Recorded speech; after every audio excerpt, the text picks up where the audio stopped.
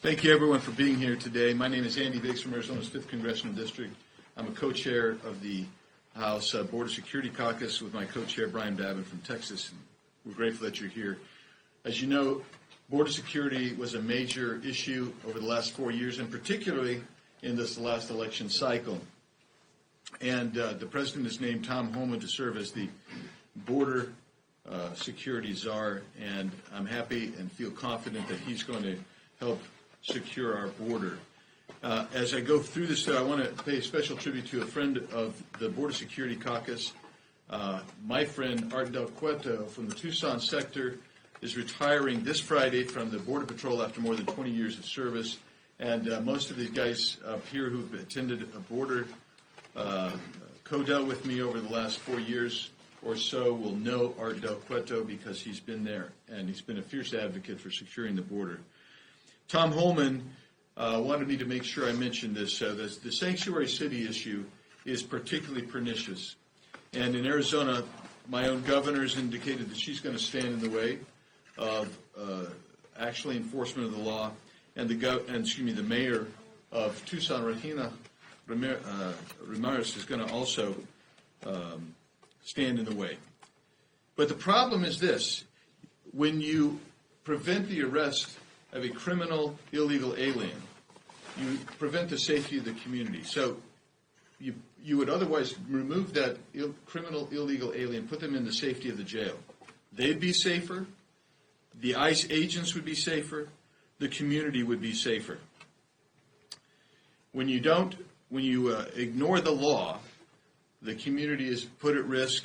The actual alien who has committed the crime, who's incarcerated, is at risk as well, and the ICE agents are they're at risk. But the other part of it is too, under the current Biden administration, if an ICE agent goes into a house and there's 12 illegal aliens in there, but they only have a hold or warrant for one, they're only allowed to pick up the one, even though they find that the other are illegally in the country. That will not be the case under the Trump administration. And so it would be antithetical to what the sanctuary cities are trying to accomplish by not cooperating with the border security czar and the ICE and other law enforcement trying to enforce our law. Our country is a great country. A lot of people want to come here. And under the Biden regime, literally millions of people have been brought into this country. I'm not going to get into CHND program right now or CBP-1 app program, but those two programs in and of themselves have brought in more than 1.5 million people in the last 14 months. And that is going to stop on January 20th. I'm really hopeful that we're going to bring our border under control. I believe we will with this administration. And I'm here now, and I'm grateful for all of these folks who are here from the Border Security Caucus. I'm going to introduce now my co-chair and turn the time over to him, Mr. Babin, Brian Babin for Texas. Thank you, Andy. I appreciate it. And I also want to thank you for setting this up and having this press conference about this most pressing issue. I know it is in Texas. The most pressing issue in Texas is our border. I want to say good morning to everyone. As the disastrous Biden administration is coming to an end, and with that will be an end of open borders, asylum abuse, lawlessness, sanctuary cities. All these will end as well. I have great confidence, and I want to thank God for that. The voters chose Donald Trump in a historic landslide victory because they knew that Donald Trump was a man who would put this country back on the right track. The American people can finally breathe a very big and deep sigh of relief.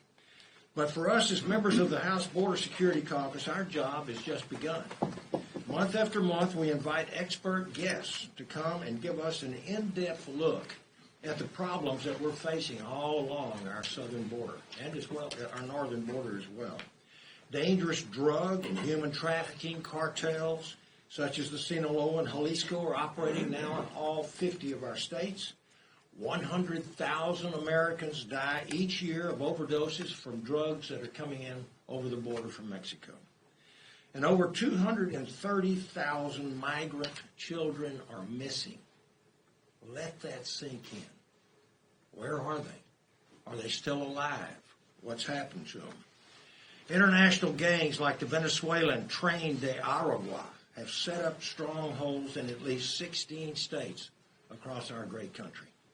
Nearly 100 people identified on our terrorist watch list were released and allowed to roam in our country freely. Every single one of these cartel thugs and evil terrorists needs to be deported immediately, and I am confident, like my friend Andy Biggs said, I'm confident that our president will start doing so immediately with his very wise appointee, Tom Homan, as his czar. Never have we seen and been so vulnerable to terrorism and crime, all because of Biden's, Harris's, and Alejandro Mayorkas's open borders. As we move into the 119th Congress, the House Border Security Caucus has a very clear vision, I want to assure you, to ensure that the American people are protected from those who seek to destroy our way of life and to right the wrongs of this previous administration. I'm very eager to work with the Trump administration once again. I'm very hopeful that we can solve these dire issues and to do so quickly to protect Americans. And now I'd like to give the floor to a man who has done more than just about anyone else to protect our borders, Jim Jordan. Yes, sir.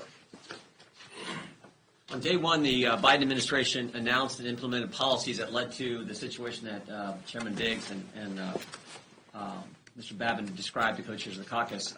Remember what they did on day one? They said, no more building the wall, no more remain in Mexico, and when you get here, you will not be detained, you will be released. And they announced that to the world. And as a result, you've had millions and millions of people come to the border because they know there's no wall to get over, they don't have to wait in Mexico, and they're going to get to go wherever they want. They're not going to be detained at the border. That's the thing. Those are the things that have to change, and that's exactly what's going to happen in 34 days when President Trump, Tom Homan, and their team take over. The other thing we got to do is pass again the good legislation we passed a year and a half ago, led by the chairman of the subcommittee on immigration on judiciary, Tom McClintock. We need to pass that legislation. We've talked to Leader Scalise. He plans to do that. So we want to pass that again, send it to the Senate. Hopefully they will take it up and implement the policies that will reverse what the Biden administration did and help President Trump, help our country get the kind of border control situation that we need. So I want to introduce the guy who did so much work, as Andy and Brian have done leading the caucus, the guy who did so much work in our committee on this issue, the chairman of the subcommittee, Tom McClintock from California. Let me point out that work would not have been possible without Jim Jordan's leadership on the House Judiciary Committee, and I'm very grateful and honored to have had the opportunity to work with him on that subject.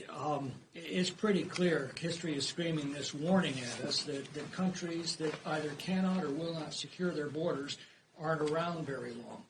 Under the Biden administration, we have seen the largest illegal mass migration in our history, overwhelming our social services, our public schools, our public hospitals, our homeless shelters, and unleashing the most violent criminal gangs in the world upon our local communities. The American people have finally given us the tools to secure our border, and this administration, under Trump, is fully prepared to do so. President Trump proved that simply enforcing laws can produce secure borders, but President Biden proved that a president intent on leaving our borders wide open can do so as well. In the next session, our first priority has got to be to enact H.R. 2 to assure that future presidents cannot subvert the law, as Biden has, and then to sanction sanctuary jurisdictions that are protecting criminal illegal aliens from deportation, and then to provide the measures the incoming administration requests to assure this tragedy never threatens our communities again. This Border Caucus has been a tireless and influential advocate for these policies. It's an honor to have been part of their work, and I personally want to thank Andy Biggs and Brian Babin for their leadership. They have done so many border tours for our members that have opened the eyes of a lot of our colleagues over the threat that this situation presents our country. And now it's my pleasure to introduce Representative Eric Burleson from Missouri, who is not here. So next on the list is Representative Kevin Hearn of Oklahoma. I think I've introduced you. Oh. Go ahead, Bob. Go ahead. I'm doing my Eric Burleson invitation. Congressman Bob Good from Virginia. Thank you to Andy Biggs, Chairman and Co-Chairman Brian Babin for leading this all-important issue, this all-important press conference to discuss it. We all know the numbers. The Biden administration has helped well over 12, 13 million illegals to invade our country over the past 4 years. Some 2, 3 million of which are known gotaways, those who don't surrender for all the free stuff that Mr. McClintock was talking about. These are the ones with the criminal ties and the terrorist backgrounds and the ones trafficking all the terrible things into our country. We know of hundreds of thousands of felons who are here illegally. And this has all been done on purpose by the Biden administration. Democrats believe that everybody around the world, the 7 billion people who don't live in the United States, have the right to come here with no limit, legally or illegally. Now that the border will begin to be sealed come January 20, we're going to find out who's here. When their accomplices can no longer stream unrestricted across the border, sadly, we're going to find out who's here. That's why Tom Homan's determination on the direction of President Trump to have this massive deportation is so important. That's why it's so criminal, literally, for these mayors and these governors, these Democrats who are saying, we're going to resist. We hate the country so much, and we love these illegal aliens more than American citizens so much, we're going to do everything we can to resist that. And while Republicans, sadly and unfortunately, the last 2 years have refused to defund Mayorkas' border invasion and literally gave him a $3 billion raise in the CR this past spring, hopefully Republicans will show a willingness to actually do what we say and defund these sanctuary cities and states. So thank you to my colleagues for standing strong on this issue. This is a critically important issue. Thank you again to Chairman Biggs and Babin for leading this.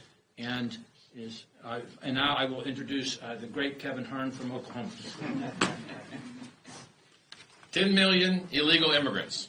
And no, that's not a headline, that's a failure. Since Biden took office at our southern border alone, there have been 8.2 million encounters and worse, 2 million known gotaways. Slipped past Border Patrol and disappeared into our communities. That's more gotaways than the entire previous decade combined. Every day we wait, more lives are lost to fentanyl flooding across our southern border. Under President Biden, over 200,000 Americans have died. Think about that. 200,000 Americans have died because of his failed border policy, and more than twice the number that died in Vietnam. This has got to end, and it will on January 20th. The American people are fed up. They outright rejected Joe Biden's failed America Last agenda, but instead of listening, Biden doubled down. He's not just ignoring the crisis, he's selling off pieces of the border wall, as you all have been reading. I tell you this, that wall will be back in action on day one under President Trump when he returns to office. It will serve as a deterrent. It was meant to be because it works and the American people demanded it. The border crisis didn't happen by accident. It's a direct result of Joe Biden's actions. On that day, he dismantled every single border security measure that President Trump put into place, and the consequences have been devastating. For 4 years, Joe Biden put America last. He put your safety last. He put the border last. And when he came together and passed H.R. 2, the strongest border security bill this country has ever seen, Biden ignored it. He refused to act. Kamala Harris, that famous border czar, even said on national television that she wouldn't change a single thing. But here's the truth. Joe Biden created the crisis. No matter how much he pretends to care, he caused the mess we see. President Trump has promised to fix the crisis, and we know he can because he did it before. when Donald Trump is back in the White House on January 20th, America will have a secure border again. The American people are ready. It's time to put America first, because if not America first, then where do you want America to be? And end this chaos once and for all. We have 33 days until sanity is restored to the White House. I look forward to working with President Trump and my colleagues to shut down the border, send illegals home, and restore safety and security to our nation. And now, the very famous Scott Perry. Very famous. Very infamous. Good morning, everybody. It's great to stand with my colleagues, and this is really a story of contrast. The difference between the Biden administration, the hard left, the radical left, President Trump, and average everyday Americans who can see the difference even though mainstream media refuses to report on it. Now, mainstream media and legacy media can finally be a great partner with the truth and the American people. Right now, as we all stand here, thanks to Andy Biggs and Brian Babin working throughout this whole process of the Biden administration, right now, as we stand here, President Biden's selling off sections of the border wall that have been sitting rotting in the desert, selling them off for pennies on the dollar. The contrast is that President Trump wants to secure the border, and just like you lock your home, and just like there's a wall or a fence around the White House, part of the security of that is making sure the wrong people don't just walk in. But right now, President Biden is selling off that, making sure that the American taxpayer has to pay more to secure their own country. That's the contrast. And right now, while for years colleagues on the other side of the aisle went and cried about the poor people that came here, the children being separated, it was their policies that separated the children. It was their inhumanity that had put, 230 to 300,000 lost children into the United States of America to be trafficked. Can you imagine the horror? And they know it's been going on. They've known all along. When they send these children to post office boxes or warehouses or something like that, that no one in their family is there to greet them. They've known all along. That is the contrast between humanity and inhumanity. And it is time for legacy media, for the press in general, to tell the true story about the horror of just wide open borders and the inhumanity of it. And we're here to say that we stand for our country, the American citizens, because we all want to help. We all know people want to come to America for a better life, but there's a process by which they do that. And immigration first has to be great for America and the Americans, and because the sanctuary of America is for Americans and people that want to come here legally, not for gang members. We just watched over and over again on TV where this reporter was questioning J.D. Vance, the soon-to-be vice president. Oh, it's just a couple apartment complexes that the Venezuelan gangs have taken over. Well, I'm sure glad it's not her apartment complex. I wonder if she would feel differently if they were prevailing on her. This is the indifference of the press to the plight of Americans like Jocelyn Nungare and Rachel Marin, who have lost their lives, and that inhumanity. So this is a story of contrast.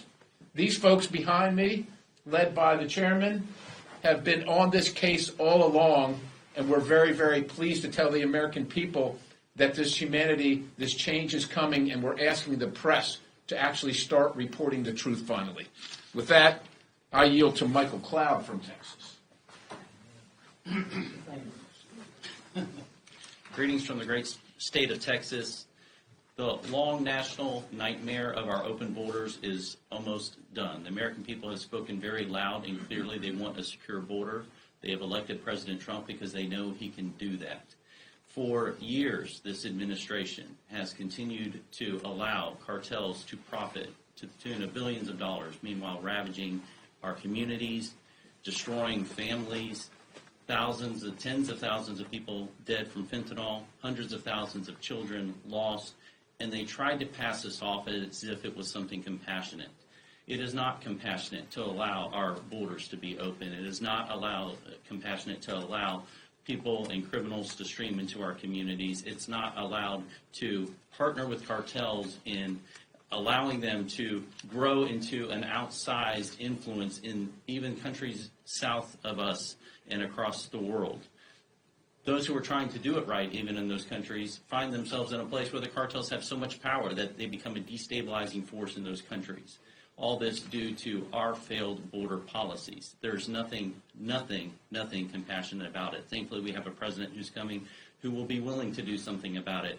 And the concern for us here is we have to make sure that we're willing to step up to the plate and support the president in making sure it gets done. We've seen courts work their magic in trying to prohibit him from securing the border last time. He did a great job anyway, but we must pass H.R. 2 when we start off the term very early, very quickly. We need to make sure we give the president all the funds he needs to secure the border, to have all the tools for the technology, the infrastructure, everything that needs to happen at the border. But also, as Congress, we need to defund the wrong things. We need to stop sending these agencies money to do bad things. And that includes the magnet that continues to draw people here through wrong and illegal processes. So we will have to take the tough votes. We will have to do the job that's required of us in Congress. I encourage our colleagues to steel our spine toward the work that is ahead to make sure that we make good on the promise that we've given the American people. And thank you for being here. And I will, Ralph Norman from South Carolina. Thank you, Michael. You know, and as has been said, in 33 days, the nightmare will be over with. And I want to thank Congressman Biggs and Congressman Babin for leading it, as well as everybody behind me. Folks, what's happened in this country, America did not bargain for. America did not bargain for letting crime invade our streets, to let the gangs come in. You know, you can't, I've wondered a lot of times if it were Biden's daughter who got killed as Lakeland Riley did, how would his view change? Or if it were his son or daughter who aimlessly went in the country with no guardians. I'm the one that got a call with busloads of children coming in North Carolina and South Carolina, of young children, and coming in late at night, checking in, and leaving early in the morning, and when asked what they were doing, wouldn't say a word. If you count the number of children alone, which is over 500,000, that's 6 football stadiums of children, unaccompanied minors. But the evil that this has done to this country, and the cost that we're having to pay now, which is worthy. What I'm excited about is a man like Tom Homan, who will get the job done. What I'm excited about is the funding that's going to take place to stop this insanity. And what I'm excited about is the whole mood of the country is not putting up any longer with what's taken place this last 4 years. And to top it off, selling parts of the wall. All of us have been to the border. The panels are $5,000 and $10,000 a piece. Selling them for $5 as we've heard. It's insanity and it's evil. So I'm excited about what President Trump will do. I'm excited about what people behind me will do, and it's going to be a new day in America. Thank you so much for covering. And now I call on Tom Tiffany. Good morning, everybody. It was a little over a decade ago that a previous president said, we're going to transform America. He did not accomplish it in 2 terms. But his vice president, who is now the president, he was determined to do it, and to a certain extent, he has been successful.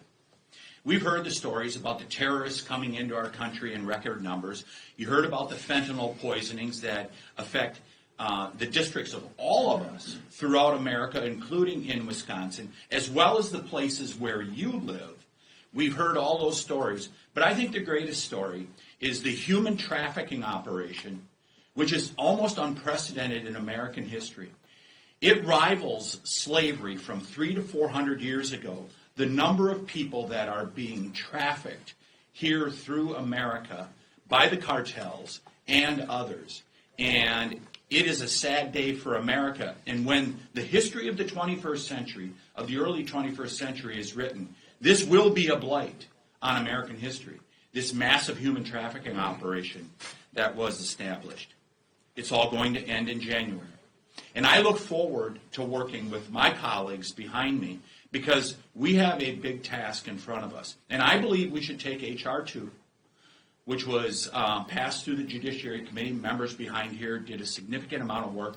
I wrote one portion of that bill, and that was the parole portion. Parole is meant to be done on a case-by-case basis. We've seen the Biden administration, with Alejandro Mayorkas complicit in this, where they've used parole to bring people en masse into this country from Afghanistan, from Haiti, from Venezuela, from countries around the world.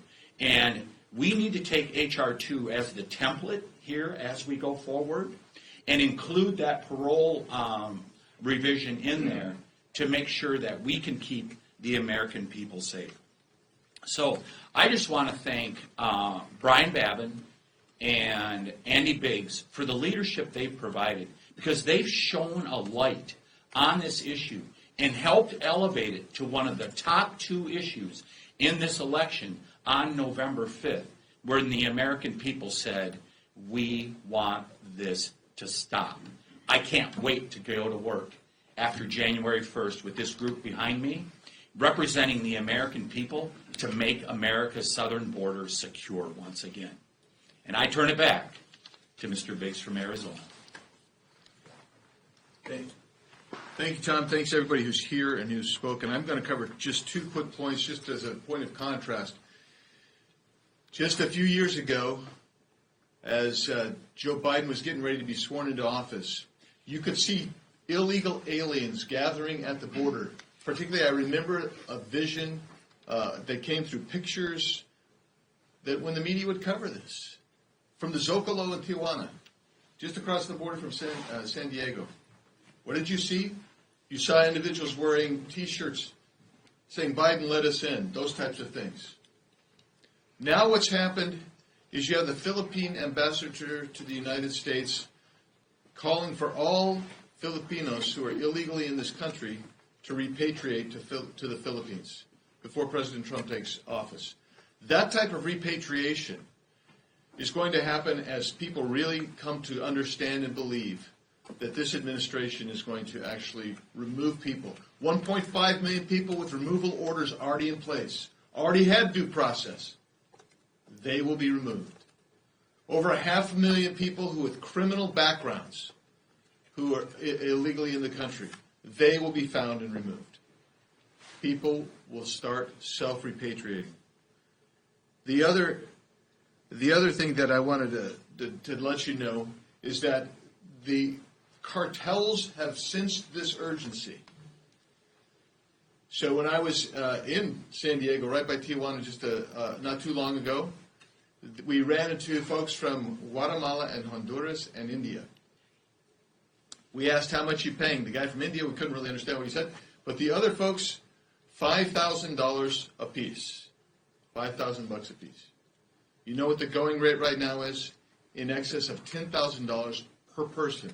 Why? Because the cartel knows that Donald Trump means business and Tom Homan means business and hopefully Congress means business, and we're going to close and secure our border. With that, I'll take any questions. If I may, I have a 2-part question, if you'll indulge me. One, in response to Donald Trump's tariff threat, Canada announced yesterday it'll spend $1.3 billion to secure the northern border. It's a wide range of measures from tracking down on precursors for fentanyl, more border patrols, that kind of thing. I'm wondering if that's on anyone's radar, if anyone has any reaction to that. And part 2 of my question, if I may, Donald Trump keeps talking on social media about making Canada the 51st state.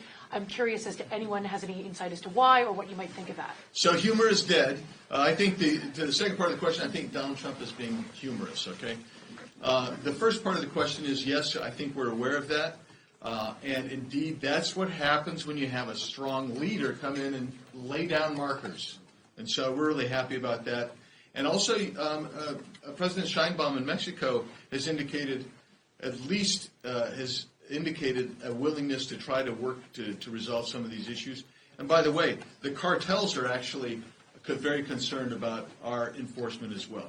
And you're seeing that in some of their actions, including the raising of price and trying to get people in before the 21st of January. I think you had a question. Yeah. So you guys have obviously developed a lot of legislation like H.R. 2 this Congress that you mentioned you want to try to get through now that Republicans will have the trifecta next year.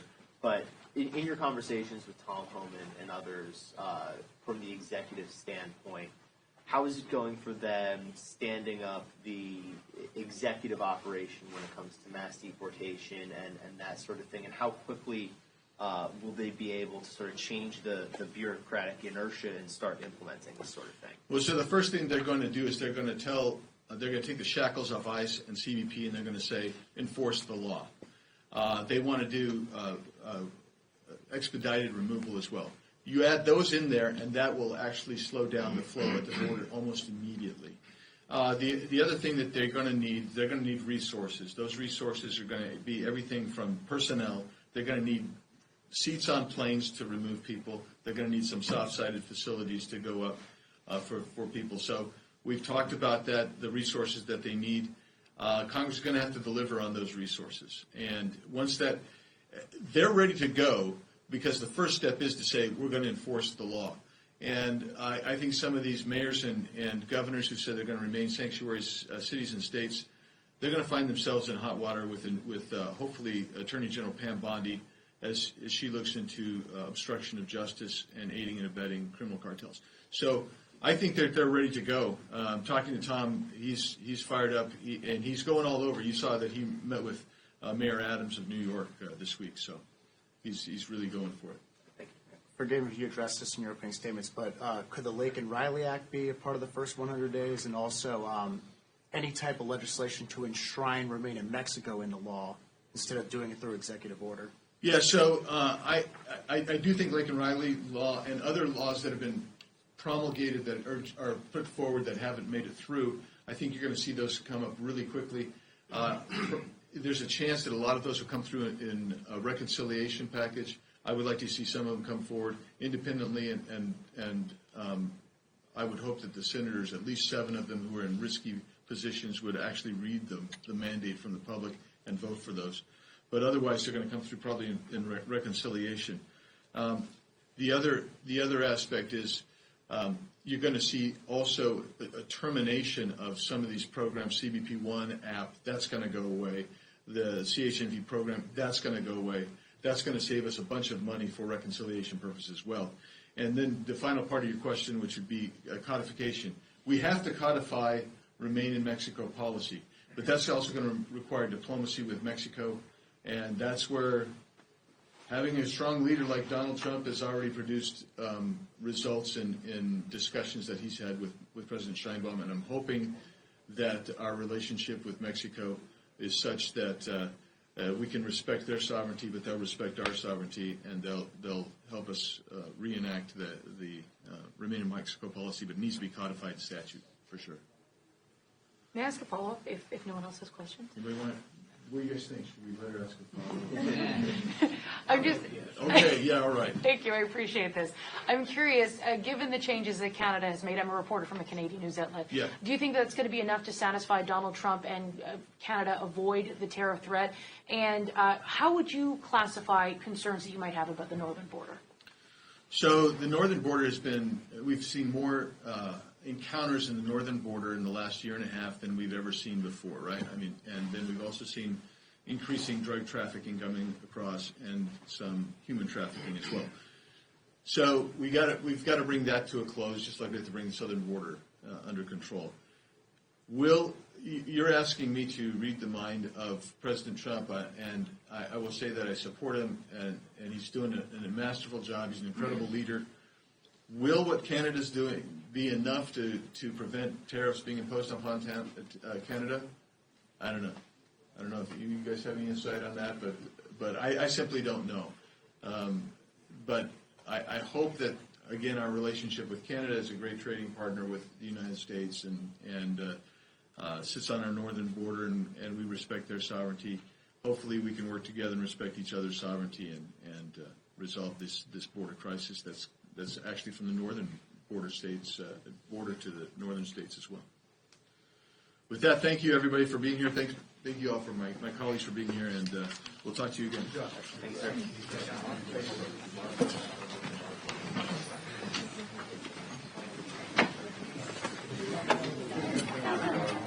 Thank you. sorry for that.